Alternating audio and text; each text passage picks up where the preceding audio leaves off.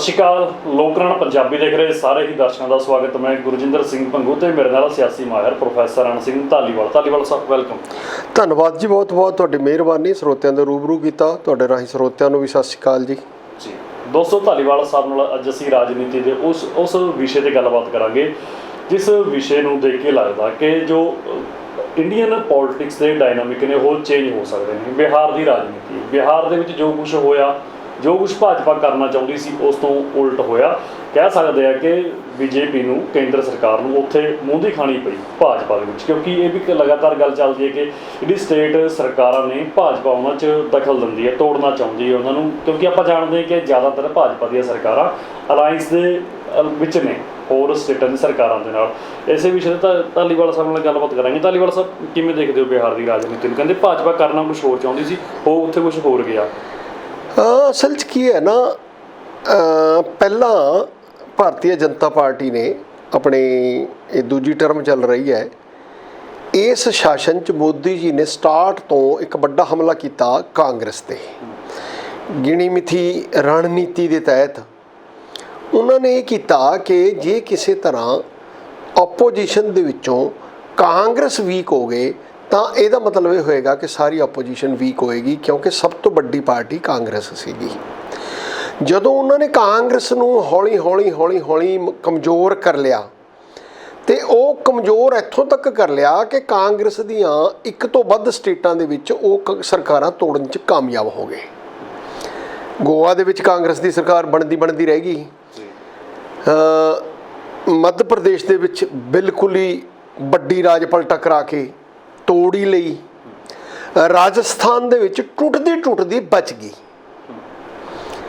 ਇਸ ਤੋਂ ਬਿਨਾਂ ਕਾਂਗਰਸ ਦੀ ਜਿਹੜੀ ਸਰਕਾਰ ਪੰਜਾਬ ਦੇ ਵਿੱਚ ਸੀ ਉਹ ਵੀ ਲਗਭਗ ਉਦੋਂ, ਚਾਹੇ ਜੋ ਮਰਜ਼ੀ ਲੱਗਦਾ ਹੋਵੇ ਕਿ ਕਾਂਗਰਸ ਆਪਣੇ ਬਲਬੂਤੇ ਤੇ ਟੁੱਟ ਗਈ, ਪਰੰਤੂ ਜਿਸ ਕਿਸਮ ਨਾਲ ਅਮਰਿੰਦਰ ਸਿੰਘ ਨੂੰ ਭਾਵੇਂ ਹਟਾਇਆ ਕਾਂਗਰਸ ਨੇ, ਪਰ ਉਹਦੇ ਪਰਦੇ ਦੇ ਪਿੱਛੇ ਜਿਸ ਕਿਸਮ ਨਾਲ ਰਾਜਨੀਤੀ ਬੀਜੇਪੀ ਦੀ ਚੱਲਦੀ ਰਹੀ, ਅਮਰਿੰਦਰ ਸਿੰਘ ਦੀ ਜੋ ਹਮਦਰਦੀ ਜਾਂ ਇਹ ਕਹਿ ਲਓ ਕਿ ਪਰਦੇ ਦੇ ਪਿੱਛੇ ਅਮਰਿੰਦਰ ਸਿੰਘ ਦੀ ਸਾਂਝ ਬੀਜੇਪੀ ਨਾਲ ਬਣਦੀ ਰਹੀ, ਉਹ ਜਿਹੜੀ ਸਾਂਝ ਸੀ ਉਸੇ ਸਾਂਝ ਨੇ ਬਲਕਿ ਮੈਂ ਕਹੂੰਗਾ ਕਿ ਬਾਦਲ ਪਰਿਵਾਰ ਨੂੰ ਜਿਹੜਾ ਬੀਜੇਪੀ ਤੋਂ ਜ਼ਿਆਦਾ ਦੂਰ ਧੱਕਿਆ, ਕਿਉਂਕਿ ਅੰਦਰ ਖਾਤੇ ਉਹਨਾਂ ਨੂੰ ਵੀ ਲੱਗ ਰਿਹਾ ਹੋਏਗਾ ਕਿ ਸਾਂਝ ਖਿਚੜੀ ਕੋਈ ਹੋਰ ਪੱਕ ਰਹੀ ਹੈ।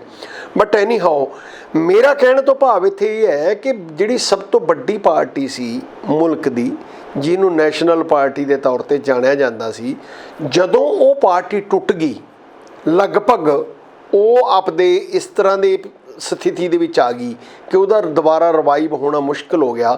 ਤਦ ਫਿਰ ਲੱਗਿਆ ਇਹਨਾਂ ਨੂੰ ਕਿ ਹੁਣ ਜਿਹੜਾ ਹਮਲਾ ਹੈ ਉਹ ਜਿਹੜੀਆਂ ਸਾਡੀਆਂ ਰਾਜਨੀਤਿਕ ਪਾਰਟੀਆਂ ਦੇ ਵਿੱਚ ਖੇਤਰੀ ਪਾਰਟੀਆਂ ਨੇ ਉਹਨਾਂ 'ਤੇ ਕੀਤਾ ਜਾਵੇ, ਕਿਉਂਕਿ ਉਹ ਚੈਲੰਜ ਅਲਟੀਮੇਟਲੀ ਉਹਨਾਂ ਨੂੰ ਇਹ ਰਹਿ ਗਿਆ ਕਿ ਖੇਤਰੀ ਪਾਰਟੀਆਂ ਕਿਤੇ ਨਾ ਕਿਤੇ ਸਾਨੂੰ ਕਮਜ਼ੋਰ ਕਰ ਸਕਦੀਆਂ ਨੇ। ਔਰ ਉਸ ਖੇਤਰੀ ਪਾਰਟੀਆਂ ਦੇ ਤਜਰਬੇ ਦੇ ਵਿੱਚ ਮਮਤਾ ਬੈਨਰਜੀ ਨੇ ਇੱਕ ਐਸਾ ਅੰਦੋਲਨ ਖੜਾ ਕਰ ਦਿੱਤਾ ਗਿਆ ਬੰਗਾਲ 'ਚ, ਜਿਹੜਾ ਆਮ ਲੋਕਾਂ ਨੂੰ ਇਹ ਲੱਗ ਰਿਹਾ ਸੀ ਕਿ ਬੀਜੇਪੀ ਇੱਥੇ ਆਪਣਾ ਹੰਬਲਾ ਮਾਰ ਕੇ ਜਿੱਤ ਦੇ ਨੇੜੇ ਤੇੜੇ ਲੱਗ ਜਾਏਗੀ, ਪਰੰਤੂ ਮਮਤਾ ਬੈਨਰਜੀ ਨੇ ਉਸ ਨੂੰ ਇਸ ਕਿਸਮ ਦਾ ਮੋੜ ਦਿੱਤਾ ਕਿ ਬੀਜੇਪੀ ਜਿੱਤ ਦੇ ਨੇੜੇ ਨਹੀਂ ਲੱਗ ਸਕੀ ਤੇ ਸੱਤਾ ਤੋਂ ਬਾਹਰ ਹੋ ਗਈ। ਹੁਣ ਉਹ ਸੱਤਾ ਤੋਂ ਬਾਹਰ ਹੋਣ ਤੋਂ ਬਾਅਦ ਫੇਰ ਲੱਗਿਆ ਕਿ ਹੁਣ ਵੀ ਜੋ ਖਬਰਾਂ ਆ ਰਹੀਆਂ ਨੇ ਕਿ ਉੱਥੇ ਜੋ ਹਮਲਾ ਬੀਜੇਪੀ ਨੇ ਕਾਂਗਰਸ 'ਤੇ ਬੋਲਿਆ ਸੀ ਕਦੇ, ਉਹੀ ਹਮਲਾ ਰਾਜਨੀਤਿਕ ਪਾਰਟੀਆਂ ਜਿਹੜੀਆਂ ਆਪਾਂ ਕਹੀਏ ਸਟੇਟਾਂ ਦੀਆਂ ਸੀਗੀਆਂ, ਖੇਤਰੀ ਪਾਰਟੀਆਂ, ਉਹਨਾਂ 'ਤੇ ਬੋਲਿਆ। ਬਹੁਤ ਸਾਰੇ ਮਮਤਾ ਬੈਨਰਜੀ ਦੀ ਪਾਰਟੀ ਦੇ ਲੋਕ ਬੀਜੇਪੀ 'ਚ ਰਲ ਗਏ, ਲੇਕਿਨ ਮਮਤਾ ਨੇ ਉਹ ਜਿੱਤ ਵੀ ਜਿੱਤੀ ਤੇ ਜਲਵਾ ਐਸਾ ਦਿਖਾਇਆ ਕਿ ਉਹ ਸਾਰੇ ਦੇ ਸਾਰੇ ਲੋਕ ਵਾਪਸ ਹੋ ਗਏ। ਇਸ ਤੋਂ ਪਹਿਲਾਂ ਹੀ ਉਹਨਾਂ ਨੇ ਇੱਕ ਚਾਲ ਚੱਲੀ ਨਤੀਸ਼ ਨਾਲ। ਭਾਵੇਂ ਨਤੀਸ਼ ਇੱਕ ਹੰਡਿਆ ਵਰਤਿਆ ਸਿਆਸਤਦਾਨ ਹੈ, ਪਰੰਤੂ ਜਿਉਂ ਹੀ ਨਤੀਸ਼ ਨੇ ਭਾਜਪਾ ਨਾਲੋਂ ਹਟ ਕੇ ਇੱਕ ਪਲਟੀ ਮਾਰੀ, ਜਿਹੜੀ ਲਾਲੂ ਜੀ ਦੀ ਲੋਕ ਦਲ ਸੀ, ਰਾਸ਼ਟਰੀ ਜਨਤਾ ਦਲ ਸ਼ਾਇਦ ਉਹਦਾ ਨਾਂ ਹੈ, ਹਾਂ, ਕਿ ਉਹਨਾਂ ਨਾਲ ਰਲ ਕੇ ਜਦੋਂ ਸਰਕਾਰ ਬਣਾਈ ਤਾਂ ਵੀ ਜਿਹੜਾ ਥੋੜ੍ਹਾ ਬਹੁਤਾ ਪਲੜਾ ਭਾਰੂ ਸੀ ਉਹ ਆਰਜੇਡੀ ਦਾ ਸੀ, ਪਰੰਤੂ ਲਾਲੂ ਜੀ ਨੇ ਆਪਣੀ ਸਿਆਸਤ ਨੂੰ ਬਿਲਕੁਲ ਉਹਦਾ ਨਾਪ ਤੋਲ ਕਰਦੇ ਹੋਏ, ਮੈਂ ਨਹੀਂ ਕਹਿੰਦਾ ਕਿ ਉਹਨਾਂ ਨੇ ਆਸਾਨ ਕੀਤਾ ਉਹਦੇ ਸਿਰ, ਲੇਕਿਨ ਸਿਆਸਤ ਦੇ ਵਿੱਚ ਹੁੰਦਾ ਰਾਜਨੀਤਿਕ ਨਾਪ ਤੋਲ ਤੋਂ ਬਾਅਦ ਉਹਨਾਂ ਨੇ ਫੈਸਲਾ ਲਿਆ ਕਿ ਮੁੱਖ ਮੰਤਰੀ ਨਿਤੀਸ਼ ਕੁਮਾਰ ਹੀ ਰਹਿਣਗੇ। ਪਰੰਤੂ ਵਿੱਚੋਂ ਵਿੱਚ ਪਤਾ ਨਹੀਂ ਕੀ ਚੱਲਿਆ, ਜਿਹਦੇ ਵਿੱਚ ਸਾਰੇ ਲੋਕਾਂ ਨੂੰ, ਪਬਲਿਕ ਨੂੰ ਇਹ ਲੱਗਿਆ ਕਿ ਇੱਥੇ ਬੀਜੇਪੀ ਰਾਜਨੀਤਿਕ ਗੇਮ ਖੇਡ ਗਈ, ਕਿ ਉਹ ਸਰਕਾਰ ਨੂੰ ਵਿਚਾਲੋਂ ਤੜਵਾ ਕੇ ਫਿਰ ਨਿਤੀਸ਼ ਨੂੰ ਬੀਜੇਪੀ ਆਪਣਾ ਨਾਲ ਲੈ ਕੇ ਉਹਨਾਂ ਨੇ ਆਪਣੀ ਸਰਕਾਰ ਬਣਾ ਲਈ। ਲੇਕਿਨ ਨਿਤੀਸ਼ ਵੀ ਬੜਾ ਸਿਆਣਾ ਸਿਆਸਤਦਾਨ ਹੈ। ਇਹਦੇ ਵਿੱਚ ਇਹ ਹੋਇਆ ਕਿ ਉਹਨਾਂ ਨੂੰ ਮਜਬੂਰਨ ਬੀਜੇਪੀ ਨੂੰ ਇਹ ਕਰਨਾ ਪਿਆ ਕਿ ਸਮੇਂ ਤੋਂ ਪਹਿਲਾਂ ਹੀ ਡਿਕਲੇਅਰ ਕਰਨਾ ਪਿਆ ਕਿ ਇਸ ਵਾਰ ਫੇਰ ਮੁੱਖ ਮੰਤਰੀ ਨਿਤੀਸ਼ ਕੁਮਾਰ ਹੋਣਗੇ। ਭਾਵੇਂ ਸੀਟਾਂ ਦੇ ਅੰਕੜਿਆਂ ਤੋਂ ਦੇਖੀਏ ਤਾਂ ਇਹ ਲੱਗਦਾ ਹੈ ਕਿ ਸੀਟਾਂ ਲਗਭਗ ਦੁੱਗਣੀਆਂ ਲੈ ਗਏ। 45 ਸੀਟਾਂ ਇਹਦੇ ਨੇੜੇ, 45 ਦੇ ਨੇੜੇ ਤੇੜੇ ਨਿਤੀਸ਼ ਕੋਲ ਸੀਗੀਆਂ, ਪਰੰਤੂ 80 ਦੇ ਨੇੜੇ ਤੇੜੇ ਬੀਜੇਪੀ ਕੋਲ ਸੀਗੀਆਂ। 77 ਕਹਿ ਲਓ, 78 ਕਹਿ ਲਓ, ਕਿਤੇ ਇੱਥੇ ਕਹੇਗੀਆਂ ਸੀ, ਜਿਹਦੇ ਕਰਕੇ ਰਾਸ਼ਟਰੀ ਜਨਤਾ ਦਲ ਸਰਕਾਰ ਬਣਾਉਣ ਤੋਂ ਪਿੱਛੇ ਰਹਿ ਗਈ। ਜ਼ੋਰ ਉਹਨਾਂ ਨੇ ਬੜਾ ਲਾਇਆ ਤੇ ਉਹਨਾਂ ਵਿੱਚ ਉਤਸ਼ਾਹ ਵੀ ਸੀ, ਪਰੰਤੂ ਜੇ ਕਿਤੇ ਉਸ ਸਮੇਂ ਨਿਤੀਸ਼ ਨਾਲ ਨਾ ਹੁੰਦਾ ਬੀਜੇਪੀ ਦੇ ਤਾਂ ਭਾਰੀ ਗਿਣਤੀ ਨਾਲ ਉਹ ਜਿੱਤ ਸਕਦੇ ਸੀ। ਜੋ ਮਤਲਬ ਹਾਲਾਤ ਨੇ, ਬਾਕੀ ਤਾਂ ਆਪਣੇ ਅੰਦਾਜ਼ੇ ਨੇ, ਇਹ ਬਾਕੀ ਕੀ ਹੁੰਦਾ ਉਹ ਤਾਂ ਸਮਾਂ ਦੱਸਦਾ। ਪਰੰਤੂ ਇਸ ਵਿੱਚ ਬੀਜੇਪੀ ਨੇ ਉਸ ਦੀ ਤਾਕਤ ਘਟਾਉਣ ਲਈ, ਉਸ ਦੀ ਤੋਂ ਭਾਵ ਨਿਤੀਸ਼ ਕੁਮਾਰ ਦੀ, ਚਿਰਾਗ ਪਾਸਵਾਨ ਦਾ ਇੱਕ ਧੜਾ ਅਲੱਗ ਖੜਾ ਕੀਤਾ ਤੇ ਉਸ ਧੜੇ ਨੇ ਇੰਡੀਪੈਂਡੈਂਟ ਤੋਂ ਭਾਵ ਇਹਨਾਂ ਤੋਂ ਵੱਖ ਹੋ ਕੇ ਇਲੈਕਸ਼ਨ ਲੜੀ ਤੇ ਉਸ ਧੜੇ ਨੇ ਅਨਾਉਂਸ ਕੀਤਾ ਕਿ ਅਸੀਂ ਨਿਤੀਸ਼ ਕੁਮਾਰ ਦੀ ਪਾਰਟੀ ਦੇ ਸਾਰੇ ਕੈਂਡੀਡੇਟਸ ਦੇ ਖਿਲਾਫ ਅਸੀਂ ਆਪਣੇ ਉਮੀਦਵਾਰ ਖੜੇ ਕਰਾਂਗੇ, ਜਦੋਂ ਕਿ ਬੀਜੇਪੀ ਨਾਲ ਉਹਨਾਂ ਦਾ ਇਦਾਂ ਦਾ ਵਰਤਾਓ ਨਹੀਂ ਰਿਹਾ। ਜਿਹਦੇ ਨਾਲ ਇਹ ਸਾਫ਼ ਹੈ ਕਿ ਜਿੱਥੇ ਕਿਤੇ ਕੰਪੀਟੀਸ਼ਨ ਸੀ, ਉਨੇ ਕੁ ਮਾਰਜਨ 'ਚ, ਜਿੱਥੇ ਹਾਲਾਂਕਿ ਉਹਨਾਂ ਨੂੰ ਬਹੁਤ ਸਾਰੀਆਂ ਸੀਟਾਂ ਨਹੀਂ ਮਿਲੀਆਂ ਚਿਰਾਗ ਪਾਸਵਾਨ ਦੇ ਧੜੇ ਨੂੰ, ਕਿਉਂਕਿ ਵੱਡੇ ਪਾਸਵਾਨ ਜੀ ਮਰ ਗਏ ਸੀ ਤੇ ਉਹਨਾਂ ਦੀ ਮੌਤ ਤੋਂ ਬਾਅਦ ਉਹ ਪਕੜ ਸ਼ਾਇਦ ਜਨਤਾ ਤੇ ਉਸ ਦੀ ਨਾ ਰਹੀ ਹੋਵੇ। ਉਸ ਤੋਂ ਬਾਅਦ ਕੀ ਹੋਇਆ ਕਿ ਚਿਰਾਗ ਪਾਸਵਾਨ ਦੇ ਤਾਂ ਬੰਦੇ ਬਹੁਤ ਜ਼ਿਆਦਾ ਨਹੀਂ ਜਿੱਤੇ, ਪਰੰਤੂ ਉਸ ਦੇ ਚਾਚੇ ਨੂੰ ਫਿਰ ਵੱਡੇ ਪਾਸਵਾਨ ਦੇ ਭਰਾ ਨੂੰ ਇਹਨਾਂ ਨੇ ਮੰਤਰੀ ਬਣਾਇਆ। ਉਹ ਜਿਹੜਾ ਇਸ ਤਰ੍ਹਾਂ ਇੱਕ ਜੈਸਚਰ ਇਸ ਤਰ੍ਹਾਂ ਦਿੱਤਾ ਕਿ ਉਹਨਾਂ ਨੂੰ ਅਸੀਂ ਹਾਲੇ ਵੀ ਸਤਿਕਾਰ ਦੇ ਰਹੇ ਹਾਂ, ਜਿਹੜਾ ਕਿਸੇ ਵੀ ਤਰ੍ਹਾਂ ਨਿਤੀਸ਼ ਕੁਮਾਰ ਦੇ ਗਲ ਤੋਂ ਨਹੀਂ ਉਤਰਿਆ।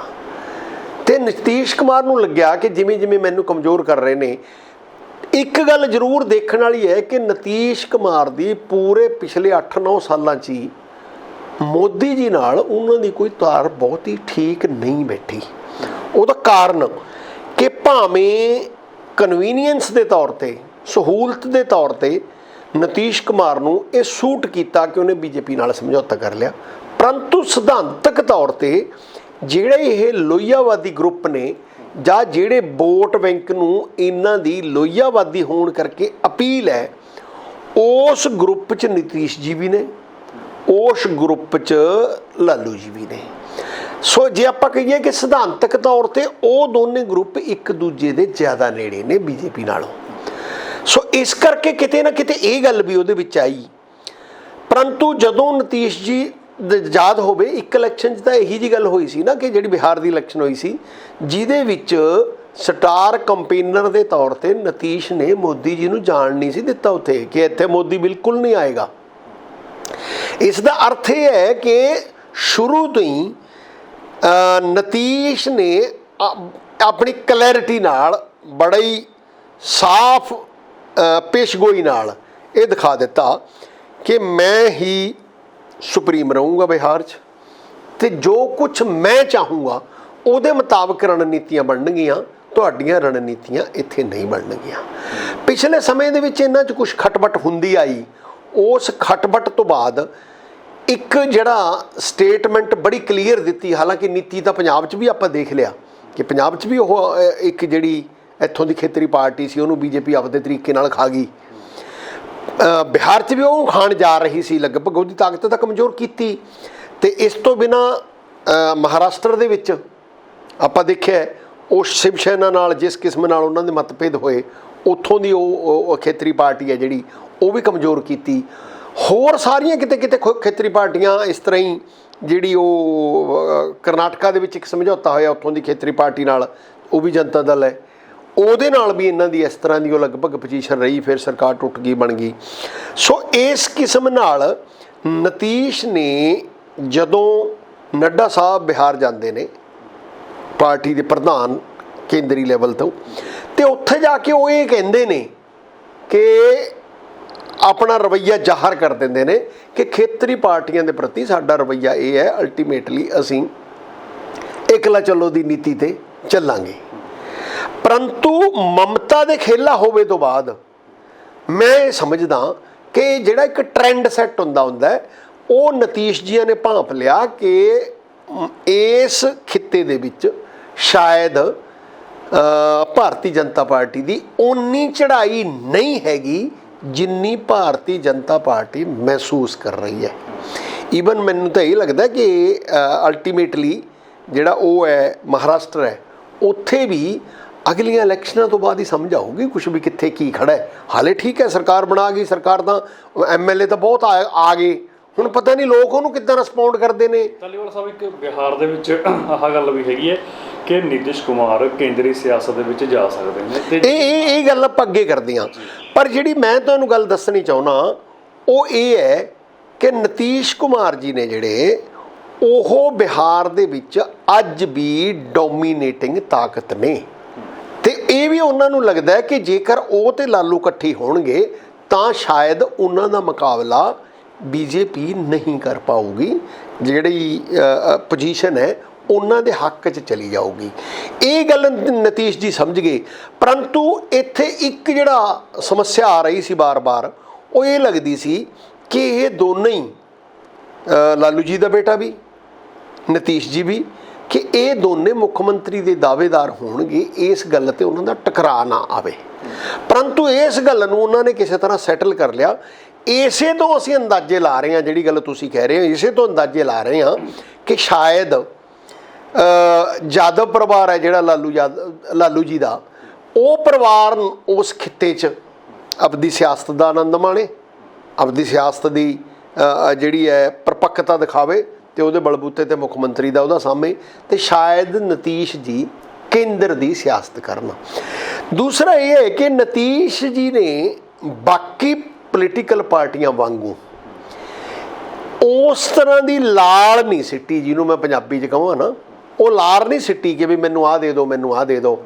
ਜਦੋਂ ਉਹਨਾਂ ਨੇ ਕਿਹਾ ਕਿ ਤੁਹਾਡਾ ਇੱਕੋ ਹੀ ਮੰਤਰੀ ਬਣੇਗਾ, ਪਹਿਲਾਂ ਉਹਨਾਂ ਨੇ ਬਹੁਤ ਗੁੱਸੇ 'ਚ ਦੀ ਰਿਜੈਂਟਮੈਂਟ ਦਿਖਾਈ, ਲੇਕਿਨ ਇੱਕ ਮੰਤਰੀ ਜਿਹੜਾ ਬਣਿਆ, BJP ਨੇ ਉਸ ਮੰਤਰੀ ਨੂੰ ਜੇ ਆਪਾਂ ਕਹੀਏ ਵੀ ਪਟ ਲਿਆ, ਜਾਂ BJP ਉਹਨੂੰ ਪੱਟਣ 'ਚ ਕਾਮਯਾਬ ਹੋ ਗਈ, ਇਹ ਸੱਚ ਹੈ।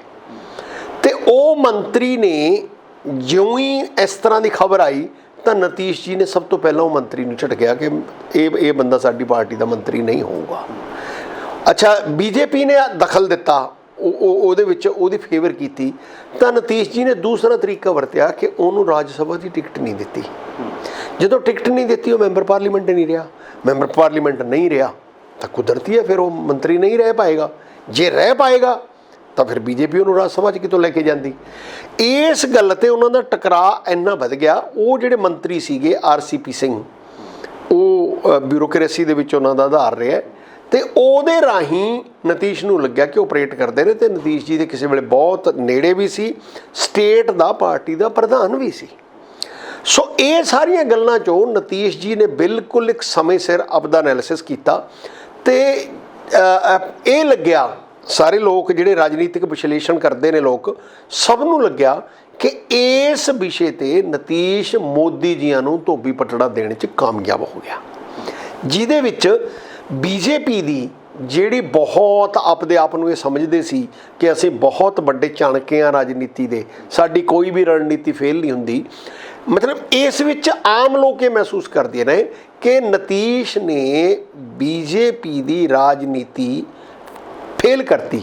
ਦੂਸਰਾ, ਨਤੀਸ਼ ਨੇ ਜਿਹੜੀ ਇੱਕ ਗੱਲ ਜਿਹਦੇ ਕਰਕੇ ਉਹਨੂੰ ਕੁਛ ਉਹਦੇ ਹੱਕ 'ਚ ਗਈ ਗੱਲ, ਉਹ ਇਹ ਕਿ ਰਾਜਨੀਤੀ ਵਿੱਚ ਵੈਸੇ ਤਾਂ ਮੈਂ ਇਹ ਸਮਝਦਾ ਮੌਲਿਕਤਾ ਕਿਤੇ ਹੈ ਨਹੀਂ, ਮੋਰੈਲਿਟੀ ਕਿਤੇ ਹੈ ਨਹੀਂ, परंतु नीतीश जी ने ऐसा झटका दिता कि सब तो पहला नाप तोल करके ਉਹਦਾ मैं ਤਾਂ समझदा कि हाले भी नीतीश ਦੀ कोई क्रेडिबिलिटी हैगी ਜਿਹਦੇ ਕਰਕੇ राष्ट्रीय जनता दल ने नीतीश ਦਾ ਭਰੋਸਾ ਕੀਤਾ। नहीं ਕਿਹੜਾ ਬੰਦੇ ਹਿੱਲ ਜਾਣ ਨਾ ਇੱਕ ਦੁਬਾਰੇ ਭਰੋਸਾ ਕਰਨਾ ਬੜਾ ਮੁਸ਼ਕਲ ਹੁੰਦਾ ਹੈ।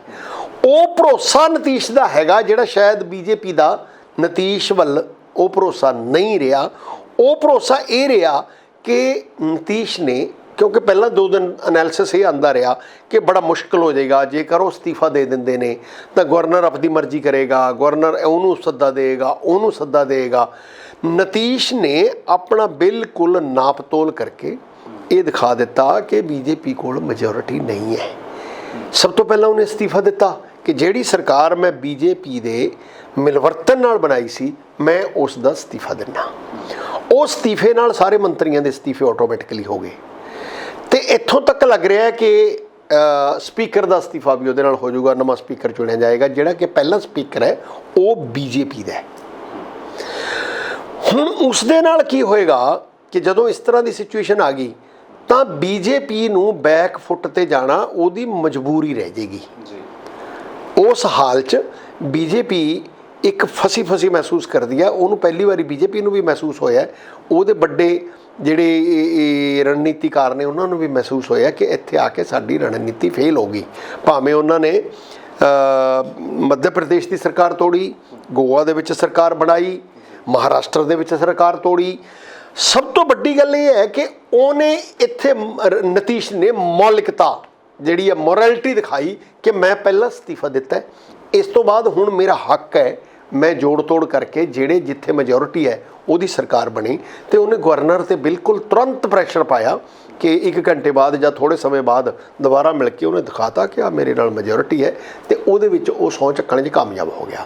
ਜਦੋਂ ਕਿ ਇਹਦੇ ਉਲਟ ਜੋ ਕੁਛ बीजेपी ने ਇੱਥੇ ਕੀਤਾ ਆਪਣੇ महाराष्ट्र च ਉੱਥੇ नज़र आया कि मौलिकता नहीं। बीजेपी ने भावें एक रौला पाया कि जी ਇਹ ਲੋਕਾਂ ਦੇ ਜਿਹੜੇ ਮਤ ਲਏ ਸੀ, ਜਿਹੜਾ ਵੋਟ ਲਿਆ ਸੀ, ਲੋਕਾਂ ਦਾ ਵਿਸ਼ਵਾਸਘਾਤ ਕੀਤਾ। ਨੀਤੀਸ਼ ਨੇ ਉਹਨਾਂ ਦਾ ਵਿਸ਼ਵਾਸ ਤੋੜਿਆ। ਪਰ बीजेपी ਦੀ ਇਹ ਗੱਲ 'ਚ ਕਿਤੇ ਵੀ ਦਮ ਨਹੀਂ ਆਉਂਦਾ ਕਿ ਜੇਕਰ ਇਹਨੂੰ ਵਿਸ਼ਵਾਸ ਤੋੜਨਾ ਕਹਿੰਦੇ ਨੇ ਤਾਂ ਮਹਾਰਾਸ਼ਟਰ ਵਿੱਚ ਤੇ ਆਪਣੇ ਬਿਹਾਰ ਦੇ ਵਿੱਚ ਪਹਿਲਾਂ ਤੇ मध्य प्रदेश ਦੇ ਵਿੱਚ। ਤੇ ਇਹ ਜਿਹੜਾ ਵਿਸ਼ਵਾਸ ਤੋੜਿਆ ਜਾਂ ਗੋਆ ਦੇ ਵਿੱਚ ਇਹ ਕਿਹਨੇ ਤੋੜਿਆ? ਫਿਰ ਇਹ ਵਿਸ਼ਵਾਸ ਕਿੱਥੇ ਚਲਾ ਗਿਆ? ਇਹਦਾ ਕੀ ਬਣਿਆ? ਜੇਕਰ ਇੰਨੀ ਤੁਹਾਨੂੰ ਲੱਗਦਾ ਕਿ ਇਹ ਵਿਸ਼ਵਾਸ ਹੈ ਤੇ ਇਸ ਕਰਕੇ ਮੈਨੂੰ ਇਹ ਲੱਗਦਾ ਹੈ, ਭਾਵੇਂ ਮੈਂ ਇਹ ਤਾਂ ਨਹੀਂ ਕਹਿ ਸਕਦਾ ਕਿ ਰਾਜਨੀਤੀ ਪੂਰੀ ਜਿਹੜੀ ਨੀਤੀਸ਼ ਦੀ ਹੈ ਕਿ ਉਹ ਨੈਤਿਕਤਾ 'ਤੇ ਆਧਾਰਿਤ ਹੈ, ਇਸ ਤਰ੍ਹਾਂ ਤਾਂ ਆਪਾਂ ਨਹੀਂ ਕਹਿ ਸਕਦੇ ਕਿਉਂਕਿ ਰਾਜਨੀਤੀ ਵਿੱਚ ਨੈਤਿਕਤਾ ਜਿਹੜੀ ਨਾ ਉਹ ਦਿਖਾਉਣ ਲਈ ਵਰਤੀ ਜਾਂਦੀ ਹੈ, ਹੁੰਦੀ ਨਹੀਂ ਬਹੁਤੀ ਵਾਰੀ। ਪਰ ਇਹ ਮੈਂ ਕਹੂੰਗਾ ਕਿ ਨੀਤੀਸ਼ ਇੱਕ ਵਾਰ ਫਿਰ बीजेपी ਨਾਲੋਂ ਨੈਤਿਕਤਾ ਦਾ ਜਿਹੜਾ ਪ੍ਰਦਰਸ਼ਨ ਹੈ ਉਹ ਕਿਤੇ ਵੱਧ ਕਰ ਪਾਇਆ, ਜਿਹਦੇ ਕਰਕੇ ਲੱਗਦਾ ਵੀ ਲੋਕਾਂ 'ਚ ਉਹਦੀ ਭੱਲ ਬਣੀ ਹੈ। ਤੇ ਇਹ ਗੱਲ ਫਿਰ ਲੱਗ ਰਹੀ ਹੈ ਕਿ ਜੇਕਰ ਕੇਂਦਰ ਦੇ ਵਿੱਚ बीजेपी ਦਾ ਨੈਸ਼ਨਲ ਲੈਵਲ 'ਤੇ ਕੋਈ ਬਦਲ ਹੋ ਸਕਦਾ ਹੈ, ਜਿਹਦੇ ਵਿੱਚ ਕੋਈ ਬੰਦਾ ਪ੍ਰੋਜੈਕਟ ਕੀਤਾ ਜਾ ਸਕਦਾ ਹੈ ਕਿ ਉਹਦਾ ਪ੍ਰਧਾਨ ਮੰਤਰੀ ਕੌਣ ਹੋਏਗਾ। ਉਹ ਪ੍ਰਧਾਨ ਮੰਤਰੀਆਂ ਦੇ ਵਿੱਚੋਂ ਜਿਹੜੇ 3-4 ਨਾਂ ਆਉਂਦੇ ਨੇ, ਉਹ ਮਮਤਾ ਬੈਨਰਜੀ ਹੋ ਸਕਦੀ ਹੈ, ਚੰਦਰ ਸ਼ੇਖਰ ਰਾਓ ਉਹ ਹੋ ਸਕਦੇ ਨੇ ਜਿਹੜੇ तेलंगाना के मुख मंत्री ने, ਜਾਂ साउथ के कोई मुख मंत्री हो सकते हैं, नीतीश हो सकते हैं, ਜਾਂ फिर राहुल गांधी हो सकते हैं। कि अल्टीमेटली ये 3-4 ਨਾਂ ही रह जाते हैं ਜਿਹੜੇ उस पद्धर ते गिने जा सकते हैं जिन्हां ते किते कोई कंसेंसस बन सकता है। इस करके जरूर मैनूं लगता है कि नीतीश कुमार प्रधान मंत्री बन या ना बन, पर जेकर कोई स्ट्रोंग अपोजिशन बनती है ਜਾਂ जेकर कोई बीजेपी का बदल बन के कोई सरकार बनती है, ਉਹਦੇ ਵਿੱਚ ਇਹ ਮੰਨਣਾ ਪਊਗਾ ਕਿ ਜੇਕਰ ਇਹ ਸਥਿਤੀ ਰਹਿੰਦੀ ਹੈ ਤਾਂ ਨੀਤੀਸ਼ ਕੁਮਾਰ ਦਾ ਉਸ ਵਿੱਚ ਵੱਡਾ ਯੋਗਦਾਨ ਹੋਏਗਾ ਤੇ ਉਸ ਦੀ ਜਿਹੜੀ ਪੋਜੀਸ਼ਨ ਹੈ ਉਹ ਕਾਫੀ ਉੱਚੀ ਹੋਏਗੀ। ਉਹ ਆਪ ਪ੍ਰਧਾਨ ਮੰਤਰੀ ਬਣਨ ਜਾਂ ਨਾ ਬਣਨੇ ਤਾਂ ਨਹੀਂ ਮੈਂ ਕਹਿ ਸਕਦਾ, ਪਰ ਜਾਂ ਉਹ ਬਣ ਸਕਣਗੇ ਜਾਂ ਉਹ ਬਣਾ ਸਕਣਗੇ ਜੇਕਰ ਇਦਾਂ ਦੀ ਸਥਿਤੀ ਉੱਭਰਦੀ ਹੈ। ਇਸ ਕਰਕੇ ਆਮ ਲੋਕਾਂ ਨੂੰ ਇਹ ਲੱਗ ਰਿਹਾ ਹੈ ਕਿ ਨਿਤੀਸ਼ ਕੁਮਾਰ ਨੈਸ਼ਨਲ ਪੱਧਰ 'ਤੇ, ਕਿਉਂਕਿ ਉਹ ਵੱਖ-ਵੱਖ ਮੰਤਰੀਆਂ ਦੇ ਅਹੁਦਿਆਂ 'ਤੇ ਪਹਿਲਾਂ ਰਹਿ ਵੀ ਚੁੱਕੇ ਨੇ, ਕਿ ਨੈਸ਼ਨਲ ਪੱਧਰ 'ਤੇ ਉਹਨਾਂ ਦਾ ਤਜਰਬਾ ਵੀ ਹੈ, ਅੱਛੇ ਸਟੇਟਸਮੈਨ ਨੇ, ਉਹਨਾਂ ਦੇ ਬਾਕੀ ਜਿਹੜੇ ਰਾਜਨੀਤੀਵਾਨ ਨੇ ਉਹਨਾਂ ਸਾਰਿਆਂ ਨਾਲ ਅੱਛੇ ਸੰਬੰਧ ਨੇ, ਉਹ ਕੋਈ ਤਾਲਮੇਲ ਬਿਠਾ ਸਕਦੇ ਨੇ। ਸੋ ਇਸ ਤਰ੍ਹਾਂ ਜੇ ਹੋ ਜਾਂਦਾ ਹੈ ਫਿਰ ਬਿਹਾਰ 'ਚ ਮੈਨੂੰ ਨਹੀਂ ਲੱਗਦਾ ਕਿ ਕੋਈ ਪ੍ਰੋਬਲਮ ਆਏਗੀ। ਬੀਜੇਪੀ ਨੂੰ ਕਿੰਨਾ ਕਦੇ ਨਾਲ ਫਰਕ ਪਊਗਾ? ਦੇਖੋ, ਜੇ ਇਹਨੂੰ ਆਪਾਂ ਇਦਾਂ ਸਮਝਦੇ ਹਾਂ, ਫਰਕ ਤਾਂ ਇਸ ਕਰਕੇ ਪਊਗਾ ਨਾ, ਬਿਹਾਰ ਬਹੁਤ ਵੱਡੀ ਸਟੇਟ ਹੈ ਜਿੱਥੇ 40 ਲੋਕ ਸਭਾ ਦੇ MP ਆਉਂਦੇ ਨੇ, ਤੇ 40 ਲੋਕ ਸਭਾ ਦੇ MP ਨਾ ਗਿਣੋ, ਵੱਡੀ ਸਟੇਟ ਦੇ ਵਿੱਚ ਰਾਜ ਸਭਾ ਦੇ ਵਿੱਚ ਵੀ ਤੁਰੰਤ ਹੈ ਜਿਹੜਾ ਉਹਨਾਂ ਨੂੰ ਚੰਗਾ ਝਟਕਾ ਆਇਆ ਹੈ। ਮਤਲਬ ਇਹ ਐਨਾਲਿਸਿਸ ਦੇ ਵਿੱਚ ਅਖਬਾਰਾਂ ਵਿੱਚ ਇਹ ਆ ਰਿਹਾ ਹੈ ਕਿ BJP ਇੱਕ ਵਾਰੀ ਰਾਜ ਸਭਾ 'ਚ ਆਪਣੀ ਬਹੁ ਗਿਣਤੀ ਖੋ ਬੈਠੀ ਹੈ। ਕਿਉਂਕਿ ਜਿਹੜੇ ਰਾਜ ਸਭਾ ਦੇ ਮੈਂਬਰ ਨਿਤੀਸ਼ ਜੀ ਉਹਨਾਂ ਦੀ ਪਾਰਟੀ ਦੇ ਨੇ, ਉਹ ਹੁਣ ਉਹਨਾਂ ਦੇ ਨਾਲ ਨਹੀਂ ਚੱਲਣਗੇ, ਸਮਝ ਗਏ ਨਾ। ਇਸ ਕਰਕੇ ਉੱਥੇ ਬਹੁਤ ਵੱਡੀ ਗਿਣਤੀ 'ਚ ਉਹਨਾਂ ਕੋਲ MLA ਉਨੇ ਨਹੀਂ ਹੈਗੇ ਕਿ ਉਹ ਅੱਧ ਤੋਂ ਜ਼ਿਆਦਾ MP ਜਿਤਾ ਆਪਣੇ ਰਾਜ ਸਭਾ ਦੇ ਮੈਂਬਰ ਜਿਤਾ ਜਾਣ। ਸੋ ਉਸ ਅਵਸਥਾ ਦੇ ਵਿੱਚ ਇਹ ਪੋਜੀਸ਼ਨ ਜ਼ਰੂਰ ਹੈ ਕਿ ਉੱਥੇ ਇੱਕ ਵੱਡਾ ਝਟਕਾ ਲੱਗੇਗਾ। ਹਾਂ, ਫਿਰ ਮੈਂ ਕਹਿਣਾ ਕਿ ਬਿਹਾਰ ਬੰਗਾਲ ਦੇ ਨਾਲ ਲੱਗਦਾ ਹੈ, ਬਿਹਾਰ UP ਦੇ ਨਾਲ ਲੱਗਦਾ ਹੈ, ਜਿਹੜਾ ਨਾਲ ਲੱਗਦਾ ਏਰੀਆ ਹੈ, ਕੀ ਉੱਥੇ ਕੀ ਪ੍ਰਭਾਵ ਪਵੇਗਾ ਇਹ ਸਮਾਂ ਦੱਸੇਗਾ। ਸੋ ਇਸ ਕਰਕੇ ਇਹਦੇ ਨਾਲ ਜਿਹੜਾ ਇਹ ਦਿਖਾਈ ਦੇਣ ਜ਼ਰੂਰ ਲੱਗਾ ਹੈ ਕਿ ਇੱਕ ਬਦਲ BJP ਦਾ ਖੜਾ ਹੋ ਸਕਦਾ ਹੈ। ਹਾਲੇ ਉੱਧਰ ਨੂੰ ਗੱਲ ਤੁਰੀ ਤਾਂ ਨਹੀਂ, ਹੋ ਸਕਦਾ ਜਾਂ ਨਹੀਂ ਪਤਾ ਨਹੀਂ ਕੀ ਹੋਏਗਾ, ਪਰ ਇੱਕ ਇਸ ਤਰ੍ਹਾਂ ਦੀ ਸਿਚੁਏਸ਼ਨ ਜ਼ਰੂਰ ਡਿਵੈਲਪ ਹੋਈ ਹੈ ਜਿਹਦੇ ਵਿੱਚ ਕੇਜਰੀਵਾਲ ਵੀ ਰਲ ਸਕਦੇ ਨੇ। 2 ਥਾਵਾਂ 'ਤੇ ਕੇਜਰੀਵਾਲ ਦੀ ਸਰਕਾਰ ਹੈ, ਤੇ ਇਸ ਗੱਲ ਨਾਲ ਕੇਜਰੀਵਾਲ ਨੂੰ ਵੀ ਜਿਹੜਾ 2-3 ਸਟੇਟਾਂ 'ਚ ਇਲੈਕਸ਼ਨ ਡਿਊ ਨੇ, ਉੱਥੇ ਵੀ ਸ਼ਾਇਦ ਹੰਗਾਰਾ ਮਿਲੇ ਕੋਈ ਆਪੋਜੀਸ਼ਨ ਦੇ ਤੌਰ 'ਤੇ। ਤੇ ਸਭ ਤੋਂ ਵੱਡੀ ਗੱਲ ਇਹ ਹੋਊਗੀ ਕਿ ਜਿੱਥੇ ਜਿੱਥੇ ਇਲੈਕਸ਼ਨਾਂ ਹੋਣਗੀਆਂ, ਜੇਕਰ ਨਿਤੀਸ਼ ਕੁਮਾਰ ਆਪੋਜੀਸ਼ਨ ਨੇਤਾ ਦੇ ਤੌਰ 'ਤੇ ਮੰਨ ਜਾਂਦੇ ਨੇ ਤੇ ਉਹ ਕਿਸੇ ਪੋਲੀਟੀਕਲ ਪਾਰਟੀ ਦੇ ਆ ਕੇ ਚੋਣ ਦੰਗਲ ਦੇ ਵਿੱਚ ਰੈਲੀਆਂ ਨੂੰ ਸੰਬੋਧਨ ਕਰਦੇ ਨੇ, ਤਾਂ ਉਹਦਾ ਇੱਕ ਵੱਡਾ ਪ੍ਰਾਪੇਗੰਡੇ ਵਾਲਾ ਬਹੁਤ ਵੱਡਾ ਅਸਰ ਹੋਏਗਾ ਕਿ ਜੀ ਨਿਤੀਸ਼ ਕੁਮਾਰ ਸੰਬੋਧਨ ਕਰ ਰਹੇ ਨੇ, ਕਿਉਂਕਿ ਹਾਲੇ ਵੀ ਉਹ ਅਟਰੈਕਟ ਕਰਦਾ ਹੈ, ਲੋਕਾਂ ਦਾ ਇਕੱਠ ਕਰਨ 'ਚੋਂ ਕਾਮਯਾਬ ਹੋਣਗੇ। ਸੋ ਇਹ ਤਾਂ ਨਹੀਂ ਮੈਂ ਕਹਿੰਦਾ ਵੀ ਹਿਮਾਚਲ ਦੇ ਵਿੱਚ ਜਾਂ ਰਾਜਸਥਾਨ ਦੇ ਵਿੱਚ ਕੋਈ ਨਿਤੀਸ਼ ਕੁਮਾਰ ਬਹੁਤ ਸਾਰਾ ਵੋਟ ਪਲਟ ਦੇਣਗੇ, ਪਰ ਪ੍ਰਾਪੇਗੰਡਾ ਵੀ ਬਹੁਤ ਵੱਡੀ ਇੰਪੋਰਟੈਂਟ ਚੀਜ਼ ਹੁੰਦੀ ਹੈ। ਜੇ ਆਪਾਂ ਉੱਥੇ ਕਹਿੰਦੇ ਹਾਂ ਨਾ ਕਿ ਉੱਥੇ ਇੰਨੀਆਂ ਰੈਲੀਆਂ ਮੋਦੀ ਜੀ ਦੀਆਂ ਤੇ ਉਸ ਦੀਆਂ ਹੋ ਗਈਆਂ, ਅਮਿਤ ਸ਼ਾਹ ਦੀਆਂ, ਤਾਂ ਉੱਥੇ ਇਹ ਵੀ ਗਿਣਤੀਯੋਗ ਹੈ ਕਿ ਇੰਨੀਆਂ ਰੈਲੀਆਂ ਮਮਤਾ ਦੀਆਂ ਤੇ ਨਿਤੀਸ਼ ਕੁਮਾਰ ਦੀਆਂ ਹੋ ਗਈਆਂ, ਇਹ ਵੀ ਇੰਪੋਰਟੈਂਟ ਹੈ। ਸੋ ਇਸ ਕਿਸਮ ਨਾਲ ਹਾਲੇ ਮੈਨੂੰ ਨਹੀਂ ਦਿਖਾਈ ਦੇ ਰਿਹਾ ਕਿ ਇੱਕਦਮ BJP ਨੂੰ ਕਿੰਨਾ ਕੁ ਘਾਟਾ ਪਿਆ, ਪਰ ਰਣਨੀਤੀ ਦੇ ਪੱਧਰ 'ਤੇ, ਪ੍ਰਾਪੇਗੰਡਾ ਦੇ ਪੱਧਰ 'ਤੇ, ਦਲੀਲ ਦੇ ਪੱਧਰ 'ਤੇ, ਨੈਤਿਕਤਾ ਦੇ ਪੱਧਰ 'ਤੇ ਮੈਂ ਇਹ ਸਮਝਦਾ ਕਿ ਇੱਥੇ BJP ਨੂੰ ਵੱਡਾ ਝਟਕਾ ਲੱਗੇ, ਔਰ ਇਹ ਵੋਟਾਂ 'ਚ ਕਿੰਨਾ ਤਬਦੀਲ ਹੋਊਗਾ ਇਹ ਵਕਤ ਦੱਸੇਗਾ। ਜੀ ਬਿਲਕੁਲ। ਧਾਲੀਵਾਲ ਸਾਹਿਬ ਬਹੁਤ ਬਹੁਤ ਸ਼ੁਕਰੀਆ ਵਿਚਾਰ। ਧੰਨਵਾਦ ਜੀ, ਧੰਨਵਾਦ ਜੀ। ਦੋਸਤੋ, ਮੇਰੇ ਨਾਲ ਜੁੜੇ ਹੋਏ ਸੀ ਸਿਆਸੀ ਮਾਹਿਰ ਵਜੋਂ ਪ੍ਰੋਫੈਸਰ ਅਨੰਤ ਸਿੰਘ ਧਾਲੀਵਾਲ ਸਾਹਿਬ ਤੋਂ ਅਸੀਂ ਬਿਹਾਰ ਪੋਲਿਟਿਕਸ ਬਾਰੇ ਜਾਣਿਆ। ਤੁਸੀਂ ਇਸ ਪ੍ਰੋਗਰਾਮ ਨੂੰ ਜ਼ਰੂਰ ਆਪਣੇ ਯਾਰਾਂ ਦੋਸਤਾਂ ਨਾਲ, ਰਿਸ਼ਤੇਦਾਰਾਂ ਨਾਲ ਸ਼ੇਅਰ ਕਰੋ ਤਾਂ ਜੋ ਪਤਾ ਲੱਗ ਸਕੇ ਜਿਹਨਾਂ ਲੋਕਾਂ ਦੀ ਸਿਆਸਤ ਦੇ ਵਿੱਚ ਦਿਲਚਸਪੀ ਹੈ ਕਿ ਬਿਹਾਰ ਦੇ ਵਿੱਚ ਪੂਰੀ ਘਟਨਾ ਵਾਪਰੀ ਕੀ। ਧੰਨਵਾਦ।